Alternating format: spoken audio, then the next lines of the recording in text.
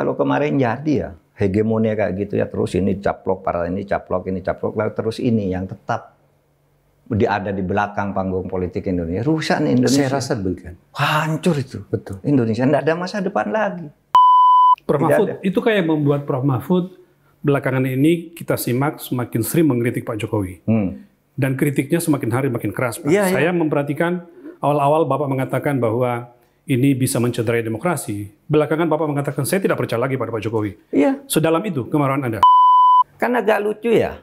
Ketua KPK bilang bahwa Kaisang itu harusnya dipanggil. Betul. Iya kan? Untuk klarifikasi. Tapi dibantah oleh seorang jubir. Jubir, nggak bisa katanya. Masa jubir bantah atasannya?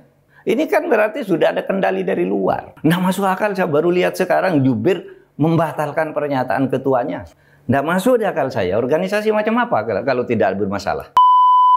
Tapi kan tidak mungkin ini hanya tanggung jawab satu orang.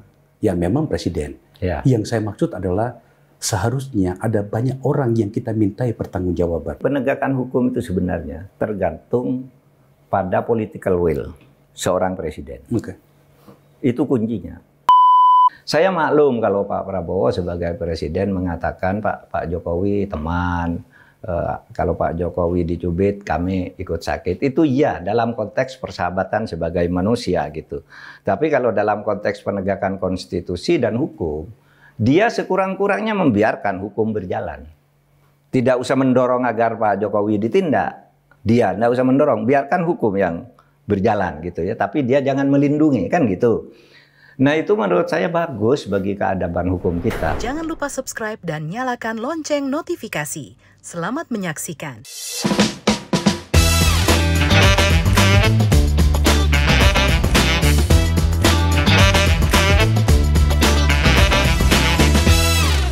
Halo semuanya, jumpa lagi dengan Mahfud MD dalam podcast Terus Terang. Kali ini saya hadir secara collab antara Mahfud MD atau podcast Mahfud MD Terus Terang dengan Akbar Faisal Uncensored.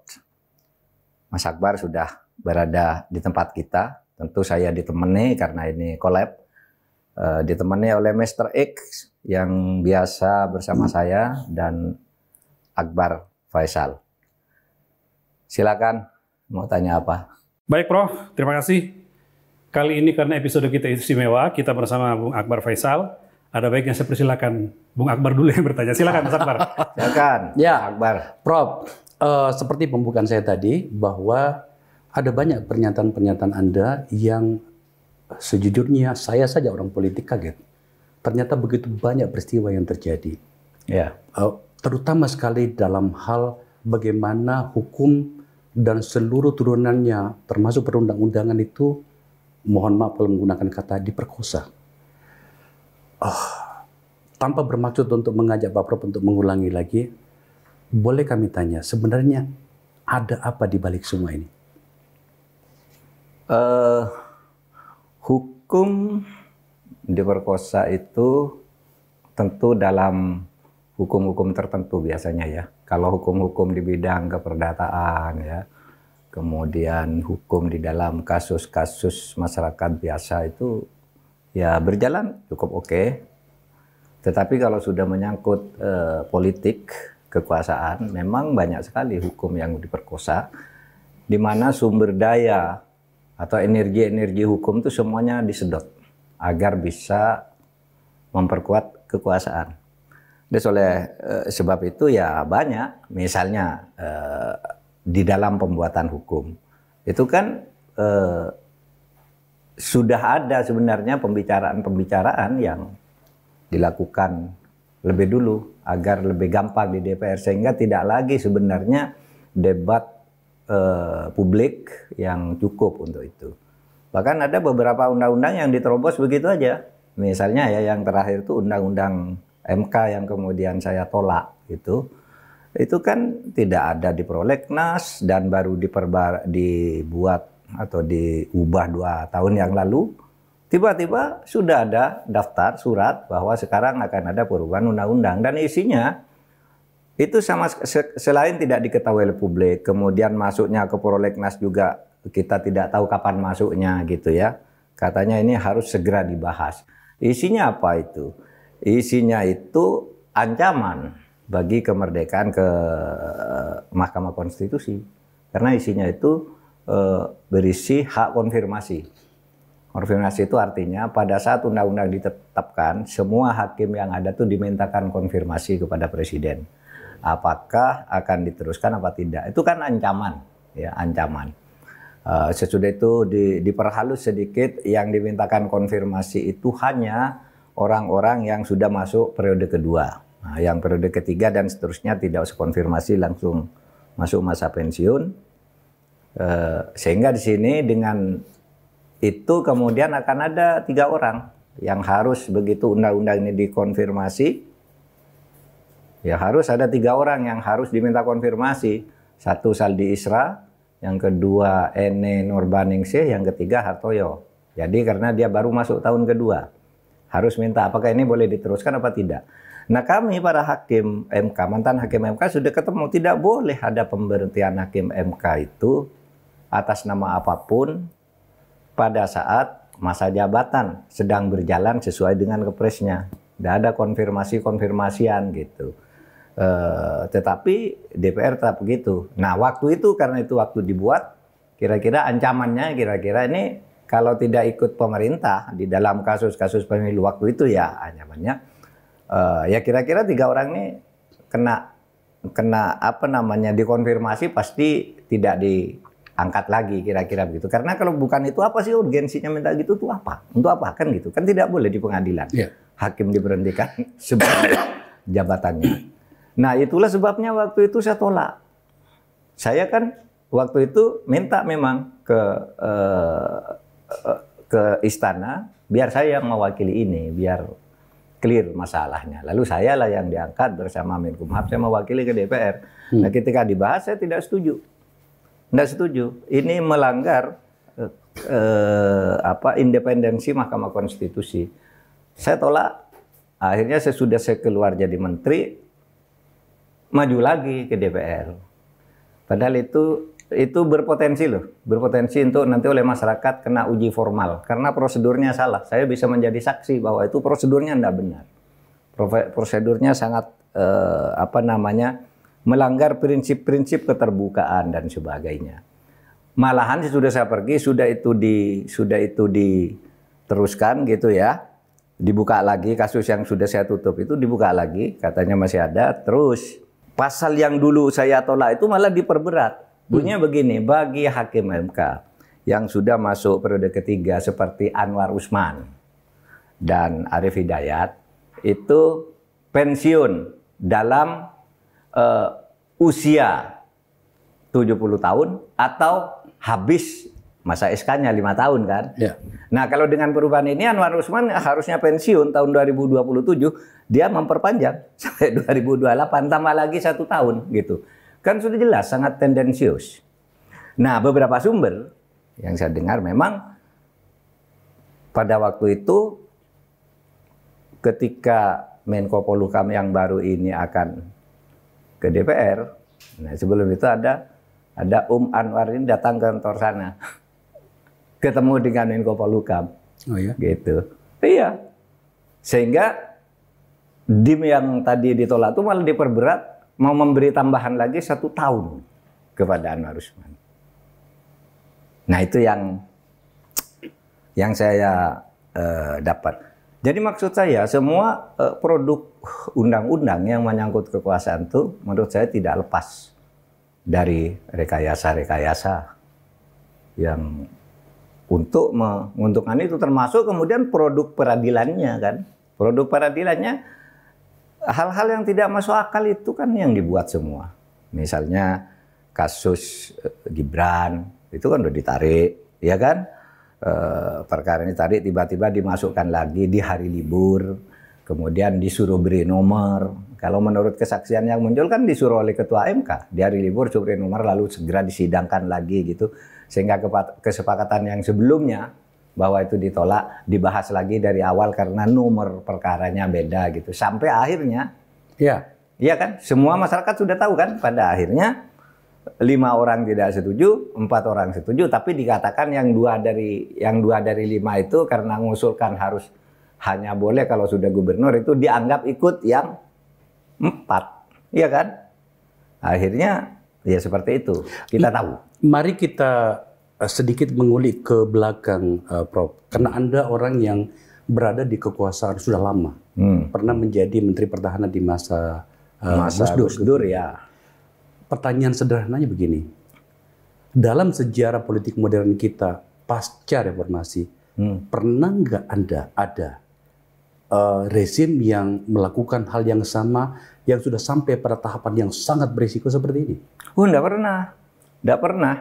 Di zaman Gus Dur nggak pernah. Kalau sebab reformasi, di zaman reformasi misalnya ya undang-undang pemilu itu kan zaman Pak Habibie. Yeah. Itu sangat demokratis. Pelaksanaannya pun sangat demokratis. Zaman Gus Dur tidak pernah mainkan undang-undang, membuat undang-undang apa atau mencabut undang-undang apa hanya untuk meloloskan keinginan politik Gus Dur. Pak SBY juga sama, Bu Mega juga tidak pernah melakukan hal-hal seperti itu. Kalau dalam rangka undang-undang. Artinya tidak ada rekayasa melalui mekanisme undang-undang. Oh, tidak ada. Prof Mahfud, itu kayak membuat Prof Mahfud belakangan ini kita simak semakin sering mengkritik Pak Jokowi. Dan kritiknya semakin hari makin keras, Pak. Saya memperhatikan awal-awal Bapak mengatakan bahwa ini bisa mencederai demokrasi. Belakangan Bapak mengatakan saya tidak percaya lagi pada Pak Jokowi. Iya. Sedalam itu kemarahan Anda? Iya sudah, karena ini sudah keterlaluan. Jadi begitu waktu Gibran sudah diputus, dia oleh MK diputus boleh calon gitu ya. Kemudian saya katakan karena ini putusan peradilan kan harus diikuti. Putusan pengadilan itu meskipun salah kan harus diikuti kan. Ya MK sudah mutus, sudah diikuti. Yeah. Tapi itu jelas salah. Karena apa kemudian MK memutuskan pencalonan Gibran itu pelanggaran etik yang berat. Bukan hanya pelanggaran etik, pelanggaran etik berat. Sehingga Hakim Anwar Usman itu karena membiarkan MK dimasuki orang lain, gitu, dimasuki kekuatan lain, dipecat kan. Diberhentikan sebagai ketua. Nah, tapi keterpilihan Gibran itu, kebolehan Gibran ini kan tidak bisa diganggu gugat. Kalau enggak, kalau hanya karena MK lalu Gibran batal, kan kacau kan agenda pemilu. Saya biarin, saya bicara dulu secara halus kita ikuti, tapi hakimnya salah gitu. Habis begitu, saya nunggu juga kan, nunggu keputusan MK terakhir tentang siapa yang menang, siapa yang kalah. Begitu diumumkan kita kalah, saya sendiri wah ini udah nggak bisa gitu dalam hati ya. Tapi konstituen minta digugat, ya saya ikuti aja dulu, ikuti dulu. Nah sudah itu saya mulai mengingatkan jangan main-main dengan hukum. Kok sudah bicara biasa seperti dulunya, saya biasanya kompromi ambil jalan tengah kan. Ini supaya dimaklumi ini terjadi gini, ayo negara jalan harus gini. Ini rupanya Pak secara politik ya. Pak Mulyono itu semakin parah mainnya. Pak Jokowi maksudnya kan? Iya. Kenapa? Kok kemudian main lagi di Mahkamah Agung? Wah. Tapi ini confirm Pak ya, bahwa itu semua desain dari... Iya diyakini secara politik. Diyakini secara politik. Iya kan? Gimana caranya seorang Hakim Agung memutus sesuatu yang menurut undang-undang hanya boleh dibatalkan oleh Mahkamah Konstitusi. Lalu menjadi konform bahwa salah keputusan Mahkamah Agung ini ketika MK memutus bahwa itu bukan urusan Anda. Ini udah benar nih undang-undang, kan menjadi konform. Bahwa itu ada permainan. Nah siapa yang main lalu itu analisis politik kan. Betul. Dia bisa nunjuk orang begitu, tapi analisis politik itu memungkinkan karena yang paling berkepentingan di situ memang keluarga Pak Jokowi.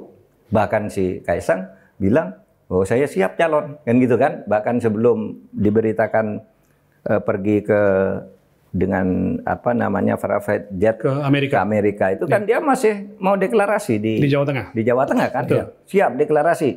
Nah, sebelum itu lagi dia sudah menyatakan saya siap menjadi calon baik melawan Ridwan Kamil maupun melawan Anies untuk Jakarta. Oh, masih ada tuh rekamannya semua. Artinya dia yang berkepentingan dengan itu semua. Nah, maka saya bilang, waduh, ini sudah parah sehingga saya meningkatkan tensi saya. Saya ini harus lebih belak-belakan bahwa ini permainan. Ya, permainan yang sudah menjadi pergunjingan orang tapi pura-pura tidak dengar kan. Ya, karena belakangan Pak orang melihat kok Prof Mahfud begitu sekarang ya. Dulu termasuk orang yang selalu mengapresiasi Pak Jokowi begini-begini, tapi kok apa karena dia kalah Pilpres, bukan karena itu ya? Buat Anda semata-mata kan saya meyakinkan dulu publik, saya menerima kekalahan ini. Begitu divonis, saya menerima kekalahan ini. Kemana-mana saya bilang, sudah Pak Prabowo menang, Gibran, sudah, gitu kan. Itu untuk meyakinkan publik dulu bahwa secara hukum saya sudah oke. Tetapi sekarang sebagai warga negara, saya melihat, kok seperti ini nih, mainnya rusak bener nih orang-orang gitu ya. Sehingga lalu saya semakin keras. Kalau saya kan gampang dalilnya ya Mas Akbar ya. Kalau kata Nabi itu, kalau engkau mar'a minkum mungkaron falyughayyir biyadih. Kalau kamu melihat kemungkaran, betulkan dia dengan kekuasaanmu. Kalau kamu sudah tidak punya kekuasaan, betulkan dia dengan lisanmu. Lalu kalau kamu sudah tidak berani dengan lisan, maka berdoalah kamu agar orang itu dicegah oleh Allah. Itulah yang paling rendah, doa itu ya. Nah, saya ini ambil yang kedua ini, saya lisan. Lisan pakai nada netral, enggak didengar, keras saja sekalian. Iya kan? Iya. Keras saja sekalian. Iya. Kan saya nothing tulus kan? Saya ilan apa? Saya lawan. Ini untuk masyarakat gitu. Saya sudah nyatakan saya sudah kalah gitu. Kita terima itu, Bro. Maka kemudian mari kita bawa semua problematika ini di mana kita mengikutkan seluruh masa depan bangsa ini. Apa yang saya maksud? Kita sudah harus memulai sebuah karakter kekuasaan di mana ada langkah, ada tingkah, ada tanggung jawab. Ya. Kalau terus-menerus kita memberikan permakluman atas sebuah kesalahan yang tadi Pak Prof katakan sudah sangat jauh, maka saya tidak yakin kita akan kemana-mana. Apa yang saya maksud adalah, oke, ada banyak kesalahan, kita bisa temukan di berbagai tempat, kita bisa bicarakan. Pak Prof di podcast yang baru saja ini dibikin tapi sudah tembus 100.000, itu sudah luar biasa ya. Oke. Tapi kan tidak mungkin ini hanya tanggung jawab satu orang yang memang presiden. Yang saya maksud adalah seharusnya ada banyak orang yang kita mintai pertanggungjawaban. Tidak untuk membalaskan dendam. Kekuasaan dan atau negara tidak boleh bicara tentang dendam. Tapi ada pertanggungjawaban. Agar kemudian karakter kita sebagai sebuah bangsa itu menjadi elegan.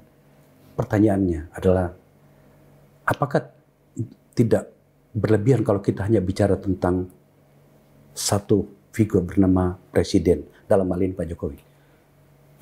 Iya, tanggung jawab utama pada dia. Karena yang lain ini kan menggunakan dia kan, atau dia menggunakan orang lain. Memang tanggung jawab utama pada Pak Jokowi. Tetapi sebenarnya orang-orang lain yang terlibat dalam kasus-kasus konkret, ya, pelanggaran-pelanggaran yang sifatnya konkret menjadi kasus, itu sebenarnya banyak yang bisa diungkap. Asal Pak Jokowinya dulu kan jelas nih tanggung jawabnya apa, akibat-akibatnya yang dilakukan oleh menteri ini apa, yang ini apa, yang ini apa, itu banyak sekali. Banyak sekali. Yang masuk, yang sudah dibicarakan publik banyak, yang masuk ke saya juga banyak. Oh, banyak. Gitu. Iya, banyak. Tapi kan saya tidak pro justisia. Saya tidak boleh memeriksa apa benar apa tidak kan. Itu salurkan ke polisi, salurkan ke kejaksaan. Nggak jalan ya. Kita fungsinya koordinasi. Dan memang kejaksaan, kepolisian di samping pertimbangan politik, kasusnya banyak sekali kan. Dan ini menyangkut orang-orang yang gede lah gitu ya. Oleh sebab itu menurut saya, karena begini, penegakan hukum itu sebenarnya tergantung pada political will seorang presiden. Itu kuncinya. Kalau presiden, saya tidak melihat Pak Jokowi punya political will selama ini. Karena laporan-laporan sudah sering masuk, bahkan saya pernah laporan sendiri tentang beberapa kasus. Bersama Pak Luhut pula saya lapor, iya nanti dia tidak jalan juga. Ketika Pak Mahfud menjadi Menko Polhukam. Iya, saya pernah bersama Pak Luhut menghadap presiden, ini Pak, ini, iya, gitu aja. Nggak jalan juga. Gitu. Nah, itu yang saya katakan ada political will. Nah, oleh sebab itu kita berharap Pak Prabowo ini punya political will untuk ini. Oke, kita tahu negara tidak boleh hancur, tidak boleh terlalu gaduh. Ada yang diseleksi dulu agar ke depannya itu orang tidak seenaknya menjadi pemerintah, menjadi menteri. Ini seleksi aja gitu, tanpa juga mengganggu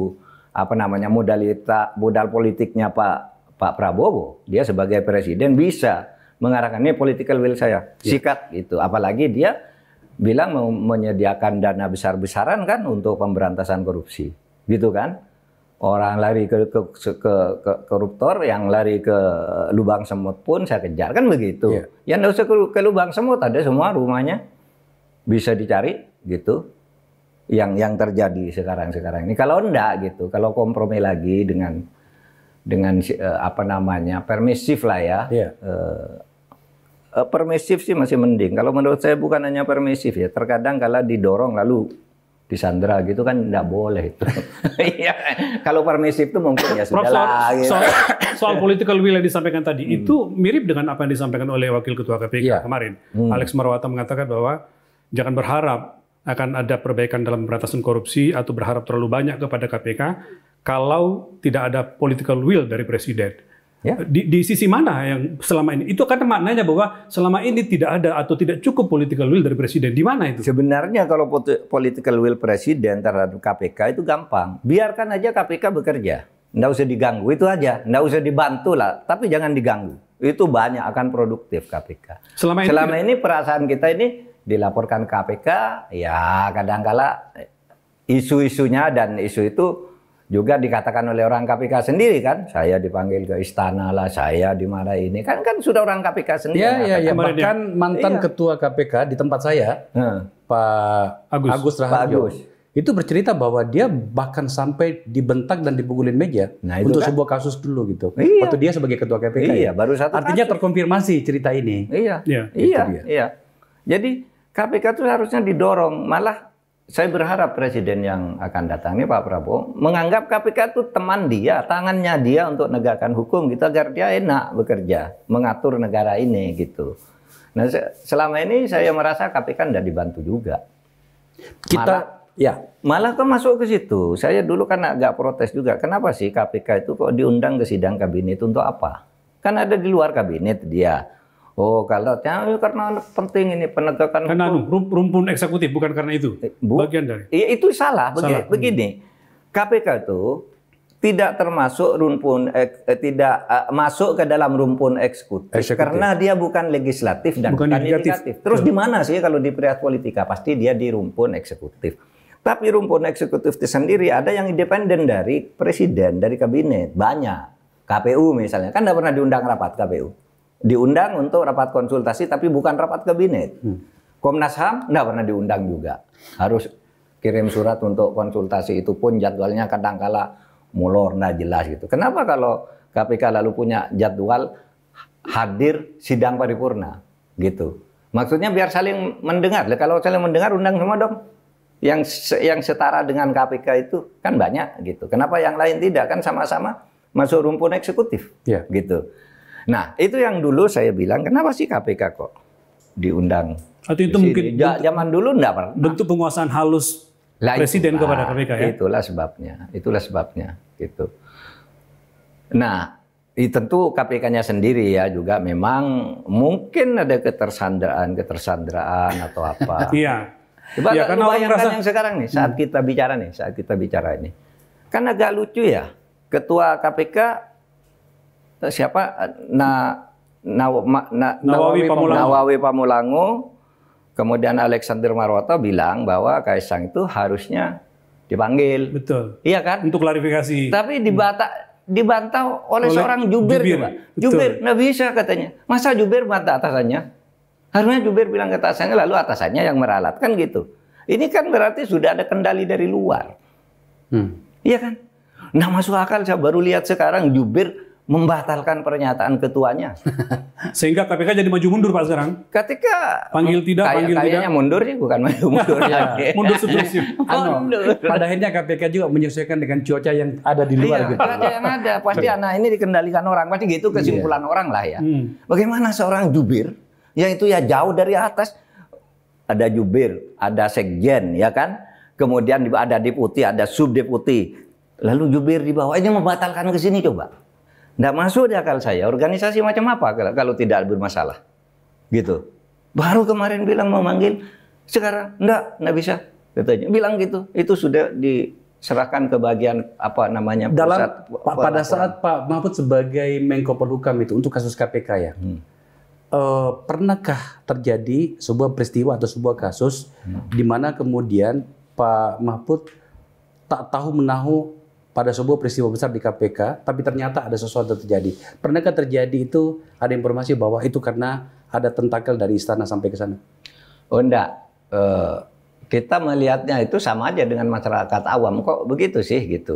Tapi kalau yang ke saya itu yang justru memperlancar, ya misalnya yang memperlancar itu yang kasus gubernur Papua, Lukas NMB, itu kan sulit sekali ditangkap lah gitu. KPK kesulitan gitu. Ya akhirnya saya turun koordinasi kan untuk menjelaskan ini saja, korupsinya harus ditangkap dan sebagainya. Masih macam-macam, malah kita mau digugat segala. Akhirnya kita kerja sama-sama ya ketangkap gitu. Nah kalau yang zaman saya ya yang masuk ke saya enggak ada yang begitu. Tetapi saya kira yang kasus Kementerian Pertanian itu kan yang ya KPK-nya sendiri, bahwa KPK entah bermain dengan siapa di luar, apakah itu istana atau bukan, saya tidak tahu. Yang kasus Menteri Pertanian itu kan juga gitu kan, sudah hampir begitu nyatakan tersangka masih dirahasiakan ketersangkaannya sehingga menjadi isu. Nah itu muncul kasus ketersangkaan, tiba-tiba ada berita Syahrul Yassin Limpo Menteri Pertanian lah tidak pulang, tidak diketahui kemana. Ini tidak masuk akal juga kan, seorang menteri pergi ke suatu tempat, sekjennya tidak tahu, ajudannya dihubungi tidak bisa, lalu tidak ada yang tahu ada di mana. Nah baru sudah itu saya undang komisioner KPK, apa yang terjadi? Yang terjadi itu ternyata Syahrul Yassin itu sudah tersangka. Nah lalu kenapa? Lalu ceritanya Pak, ini sejak Juni. Ini baru tersangkakan 26 September. Karena sudah Juni diputuskan itu tidak keluar-keluar. Gitu. Persetujuan dari seorang pimpinan lah ya. Sehingga ketika pimpinan sedang keluar ditandatangani berempat aja. Kita dengarkan itu. Kita dengarkan itu. Ditandatangani berempat, lalu ya itu saya duga, ini feeling saya, ini kalau tidak ada yang tahu bahwa sudah tersangka itu lari dulu, nanti yang di luar pulang kan. Yang di luar anggota KPK pulang lalu dibatalkan lagi kan kira-kira. Maka saya bicara, itu udah tersangka loh. Kalau enggak bisa dikejar oleh Interpol, saya bilang. Nah pulang dia, pulang langsung diproses di KPK betul. Oke, kita bicara tentang perilaku kekuasaan, tidak untuk kembali, tetapi ini yang fenomena yang paling sering terjadi atau paling jelas terbaca di pemerintahan Pak Jokowi. Pak, apa itu? Seluruh elemen politik itu menyerahkan diri kepada kekuatan politik Pak Jokowi. Iya, betul. Kami nggak ngerti juga apa masalahnya. Tapi orang mengatakan itu karena pendekatannya pada kasus hukum gitu ya. Tapi pada saat yang bersamaan, kita melihat bagaimana karpet merah yang tebal, indah kepada investor. Kita tidak menolak investor, tetapi yang kita baca itu bahwa terlalu mewah perlakuan itu. Yang terakhir yang membuat saya harus bertanya seperti ini adalah teriakan Said Didu dari PIK itu ya. Saya ingin mengundang Pak Said untuk mengkonfirmasi dan mencoba untuk mengidentifikasi apakah gugatannya sesuai dengan data atau tidak. Tapi kepada Bapak yang pernah membantu Pak Jokowi, seharusnya seperti apa sih pemerintahan yang akan datang dengan melihat apa yang telah terjadi di pemerintahan ini, apakah harus meneruskan kebijakan seperti ini atau tidak, Pak? Menurut saya enggak sih, teoritis juga tidak harus meneruskan. Bahwa mau meneruskan itu baik, cuma itu harus ada perbaikan-perbaikan. Itu kan gunanya ada pemerintah baru kan itu untuk mengevaluasi yang kemarin yang perlu diteruskan mana, yang perlu di stop mana, kan harus itu. Nah seperti perlakuan terhadap investor yang berlebihan itu, yang ternyata juga tidak banyak kan hasilnya, ya yang resmi ya. Seperti katanya waktu dulu kan UKN itu udah punya 50 triliun. Ternyata beberapa bulan kemudian nggak ada satupun. Bukan nano ya, tidak ada satupun ya yang katanya dari luar negeri 50 triliun. Dan ini dipertanggungjawabkan tuh. Sekarang ketika mengatakan dulu bilang ada kok sekarang tidak ada pertanggungjawaban moral sama sekali. Oh iya dulu minta maaf karena gini-gini kelirunya gitu. Lalu dibiarkan lewat begitu saja. Hal-hal yang dijanjikan menjadi tidak ada, tidak terpenuhi, tapi lewat begitu aja, tidak dipertanggungjawabkan, dibuat dengan isu-isu baru lagi yang bergelombang. Nah, kalau pertanyaannya tadi, apakah harus meneruskan? Tidak, menurut saya. Bahwa Pak Prabowo sekarang secara etis menurut saya mengatakan, ya kita lanjutkan. Ya, kita lanjutkan. Tapi melanjutkan itu kan harus dengan evaluasi. Pasti akan melakukan itu dia. Tidak, saya kira tidak mau ambil risiko lalu membabi buta dilanjutkan itu. Pastilah dilanjutkan. Apalagi kalau misalnya menyangkut IKN, itu kan sudah ada undang-undang. Ya lanjutkan saja, gitu. Dan sudah jauh dari target semua kan IKN. Pertama, investornya tidak ada, rakyatnya tidak ada. Iya kan, tidak ada rakyatnya kan di sana, di kota, di ibu kota. Dulu kan waktu saya di sana udah janji semua. 4 Menko itu akan pindah bulan Juni. Ini udah bulan September, tidak ada Menko yang pindah ke sana. Terus mau hidup di mana? Di sebuah kota, katanya ibu kota, tapi rakyatnya tidak ada. Masa kota hanya ada pejabat, tidak ada rakyat? Kan susah juga kan? Tidak jalan kan sampai sekarang. Sehingga tidak mungkin juga dalam setahun, kalau saya ya meyakini, setahun, 2 tahun, atau 3 tahun ke depan tidak bisa itu ditempati. Ibu kota itu, IKN itu. Ya dilanjutkan aja pelan-pelan kan tidak apa-apa. Meskipun udah tahu ya. Ya, sorry saya potong Pak, soal meneruskan atau tidak pertanyaan Pak Mas Akbar tadi. Saya pengen agak fair melihat, karena kan Pak Jokowi itu kan 10 tahun kan pemerintah ya. Dan kita lihat selama 9 tahun kan baik-baik saja. Bahkan kita Akbar ini kan timnya Pak Jokowi dulu. Oh iya dulu. Ya, saya pengen agak fair gitu. Tim mana ya, rumah transisi yang paling menonjol ini. Setiap hari ya dia ngomongkan. Iya, Jokowi's man ini Pak, Pak Mas Akbar ini. Maksud saya gini, kita mau fair melihat. 9 tahun itu kan sebenarnya banyak yang bisa dihasilkan, tapi seakan-akan itu hilang. Dari pandangan kemarahan Pak Mahfud dalam tanda petik tadi itu, saya melihat betapa dalamnya kerusakan demokrasi yang maksudnya Pak Mahfud itu, sehingga 9 tahun ini relatif diabaikan dibandingkan dengan yang terakhir. Bagaimana Bapak bisa menjelaskan bahwa mana yang harus diikuti, mana yang tidak, sementara sisa yang terakhir yang pendek ini begitu dalam maknanya buat Bapak? Jadi begini, kita tentu tidak boleh menghilangkan jasa Pak Jokowi yang dulu di awal dibangun bersama-sama oleh Mas Faisal dan kawan-kawan lah, ada Hasto, Faisal, Anies juga ikut ya di situ. Mas Andi Wijayanto semua ya. Wijayanto itu hasilnya kan bagus ya. Betul. Pertumbuhan ekonomi oke, infrastruktur oke gitu ya, kemiskinan menurun dan seterusnya. Bahkan indeks persepsi korupsi itu terus membagus loh. Mulai dari 34, 36, 37, 38 tiba-tiba pada turun tahun lagi. 2022 turun lagi. Karena memang saya melihat rusaknya itu sejak tahun 2022. Jadi sebelum itu kan saya selalu mengatakan ini bagus-bagus saja gitu, ekonomi oke, infrastruktur oke gitu kan. Sehingga kita harus hargai itu. Berbagai hal sudah dicapai itu harus dihargai. Tapi sejak tahun 2022 itu kemudian yang dirusak demokrasi. Nah kalau demokrasi dirusak, konstitusi dirusak, menurut saya ya, tidak ada artinya semua itu akhirnya kalau dibiarkan. Coba misalnya sejak tahun 2022 itu muncul ide perpanjangan menjadi 3 jabatan kan. Loh ini apalagi? Nah, saya cara menghalanginya juga pada waktu itu dengan cara baik. Saya tahu bahwa ini ada yang main lah dari istana. Saya datangi Pak Jokowi, betul. Bapak mau memperpanjang jabatan. Kan pasti bilang tidak. Nah, begitu keluar saya enggak tanya lagi, saya bilang ke wartawan, Pak Jokowi tadi bilang tidak tuh, yang perpanjangan jabatan tuh bohong gitu. Kan saya halus cara menghalangi, tidak langsung menabrak, nuduh. Iya. Begitu muncul itu lagi diperpanjang 2 tahun.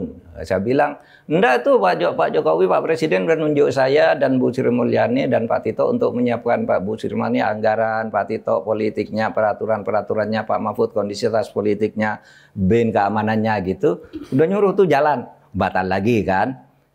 Nah tapi ini lama-lama makin merusak ini. Ya kan? Sesudah tidak jadi 2 tahun, kemudian tentu tidak dikatakan sendiri oleh Pak Jokowi, oleh orang-orang yang bekerja untuk dia. Sekarang Gibran kan gitu kan. Secara politik orang tahu bahwa itu Pak Jokowi yang mau. Yang bicara orang lain, yang bawa ke pengadilan orang lain gitu. Oke, itu terus jalan sehingga pada akhirnya yaitu saya tidak bisa berada pada tempo dengan menjelaskan secara baik, secara halus seperti biasanya. Ini harus keras karena meminjam istilahnya si Deddy Sitorus. Orang kayak gini harus dilawan kayak gini juga katanya. Nggak bisa orang gila kamu lawannya dengan cara waras. Orang gila lawan dengan gila juga. Itulah tempo saya naikkan. Gitu. Iya, iya demi Republik. Sehingga kalau Anda tanya apa, Anda ada jasanya Pak Jokowi banyak. Sampai saya meyakini sampai tahun 2022 itu ya masih oke-oke saja. Artinya kalau pertanyaan Mas Akbar tadi mana yang harus diteruskan, teruskanlah 9 tahun itu, jangan yang 1 tahun ini. Kira-kira gitu ya? Politiknya ya, politik dan konstitusinya. Untuk menambah catatan publik menyangkut dengan catatan-catatan yang luar biasa itu ada satu peristiwa dan saya yakin Pak Prof juga sependapat dengan saya. Apa itu? Kasus Partai Golkar. Partai Golkar ya. Saya tidak bisa membayangkan dengan logika politik saya yang sederhana ini, bagaimana itu bisa dilakukan kepada sebuah partai besar. Partai besar. Yang baru saja memenangkan seluruh agenda-agenda dan mengawal agenda-agenda presiden. Untuk kemudian ditebas dengan cara seperti itu. Soal kemudian ternyata tidak cukup besar dan ada respon dari internal Golkar soal itu, tapi kita bacanya, karena kita diskusi tentang keadaban politik, kita melihat bagaimana keadaban itu betul-betul itu diinjak ya. Diinjak. Apa catatan Anda menyangkut itu? Ya begitu, ini sudah menginjak keadaban. Sehingga saya bicaranya harus keras, tidak lagi apa namanya ya, orang kan sering dulu ya kalau bicara, kalau Pak Mahfud tuh bicara biasanya enak, menyejukkan, memberi solusi kepada semua pihak. Kali ini tidak bisa. Karena ini sudah membahayakan negara, menghancurkan konstitusi. Bahkan agendanya kan begitu, Mas Faisal ya. Selain Golkar itu kan, ya saya selalu mengatakan Tuhan turun tangan kan. Selain Golkar kan yang mau dicaplok partai lain juga yang mau diganggu. Sudah ada jadwalnya kan. Ini pokoknya sebelum Pak Jokowi turun tuh sudah disebut-sebut PKB. Kemudian partai ini, partai itu, meskipun tidak diganti tapi sudah diatur oleh Pak Jokowi. Lalu semua di bawah Pak Jokowi, Menkumhamnya diganti dulu biar nggak ribut kan gitu kan. Itu semuanya, itu mulainya dari Golkar. Tetapi terjadi Tuhan turun tangan dengan vonis MK pada tanggal 20, tanggal 22. Bahlil kemudian ngomong salah itu tentang Raja Jawa. Raja Jawa itu. Raja Jawa. Kemudian tanggal 21 itu rame sehingga tidak jadi lagi Golkar misalnya harus Pak Jokowi ketua Dewan Pembina, kalau tidak bisa Pak Jokowi nanti Gibran wakil ketua umum, itu kan sudah ada rumor situ. Tapi begitu terjadi itu Tuhan turun tangan, dan jadi semua pada mundur. Termasuk Gerindra kemudian lebih realistis kan. Lalu kemudian Bahlil ngomong Raja Jawa gitu kan. Ya itu pada akhirnya kan, sehingga ada soal Raja Jawa itu lalu menimbulkan dua hal kan. Pertama, orang berpikir loh, kalau begitu bosnya Bahlil tuh Raja Jawa yang kejam, yang tidak boleh dilawan, ngeri kita ini. Di sisi lain, orang Jawa yang sesungguhnya marah, Raja Jawa kami tidak seperti itu. Sebaliknya malah ya? Iya kan, Raja Jawa seperti itu. Timbullah organik kan pada waktu itu, tidak bisa berdaya, habis itu sudah habis. Maka kemudian kita harus berbicara tentang sesuatu yang memang sudah saatnya kita bicarakan, Prof. Apa yang saya maksud adalah kita menuju pada sebuah bangsa yang bermartabat, di mana kemudian kekuasaan itu diperlakukan dengan benar, dengan seluruh kearifan-kearifan bangsa yang harus mengikutinya. Pertanyaannya adalah, apakah Anda setuju jika kemudian mulai saat ini kita mulai memahami dan memikirkan tentang ada risiko yang ekstrim bagi seorang penguasa yang mengabaikan seluruh mandat yang ada yang pernah diberikan kepadanya? Ya mungkin kita harus memulai tradisi baru agar kebiasaan apa yang terjadi pada periode terakhir ini tidak terjadi lagi. Maksud saya apa?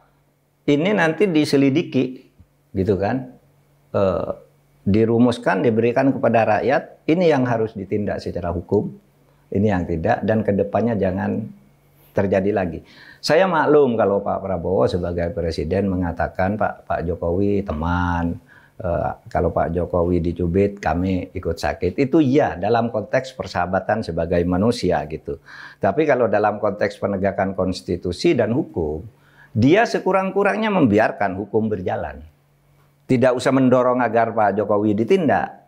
Dia tidak usah mendorong, biarkan hukum yang berjalan gitu ya. Tapi dia jangan melindungi kan gitu. Nah itu menurut saya bagus bagi keadaban hukum kita, karena di berbagai negara itu bisa saja itu terjadi gitu.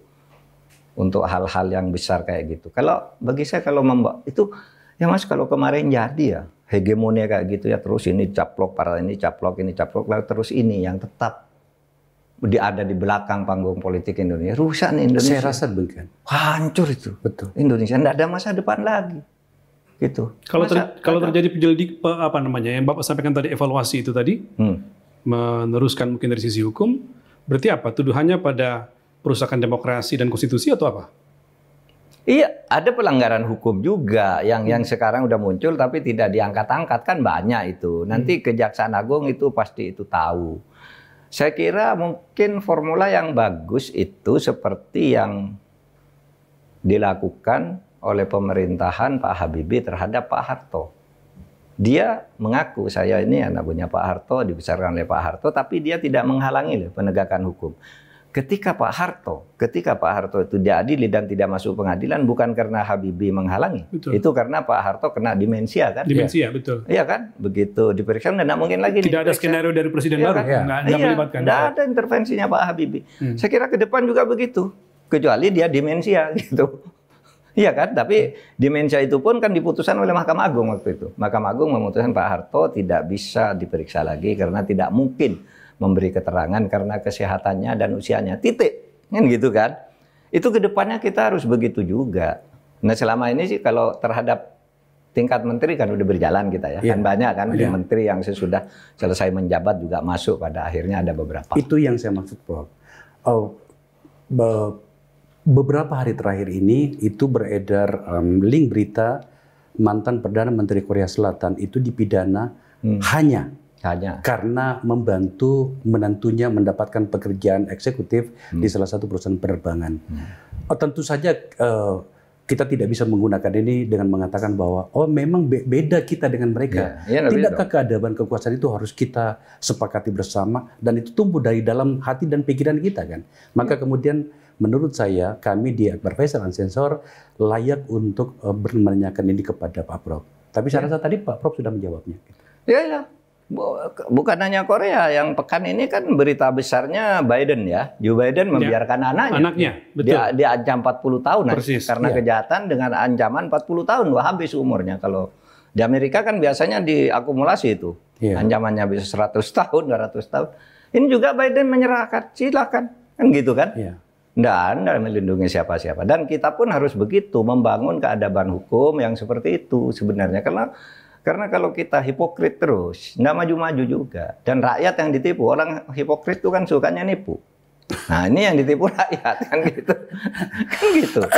Harus ya, hukum dong. Hukum tuh harus menjadi kunci. Dan kita berharap 20 Oktober itu satu permulaan dari ketegasan Presiden. Kita akan menegakkan hukum bukan karena dendam, bukan karena apa. Kita tahu batas untuk tidak menimbulkan kegaduhan, apa yang memang layak dihukumkan, apa yang tidak. Itu kan ada ukuran-ukurannya gitu, objektif. Bukan karena marah, bukan karena dendam, tidak boleh begitu. Sebenarnya secara konstitusional seharusnya itu DPR telah memiliki banyak material untuk melakukan berbagai tindakan-tindakan konstitusional, katakanlah misalnya mengimpeach dan segala macam. Tetapi tampaknya memang untuk periode yang sekarang ini kita tidak bisa berharap sebab kita tahu bagaimana mereka telah terkooptasi. Saya dengan berani menggunakan kata kooptasi itu. Tapi apapun namanya, saya rasa ini diskusi yang sangat bagus. Mr. X, Pak Prof, kami berterima kasih telah ada waktu untuk ini. Terima kasih. Seperti yang Anda saksikan pada seluruh tayangan kami memilih untuk bersama dengan masa depan. Dalam hal ini, kami memilih untuk bersama dengan pikiran dan keyakinan serta seluruh niat baik dari seorang tokoh bernama Mahfud MD. Kami tak bisa membiarkannya sendiri untuk melihat dan menyuarakan apa yang ada. Tentu saja ada risiko yang kita hadapi bersama. Tapi biarkan sejarah mencatatnya. Siapa gerangan yang berpihak pada masa depan itu sendiri. Terima kasih telah menyaksikan percakapan kami.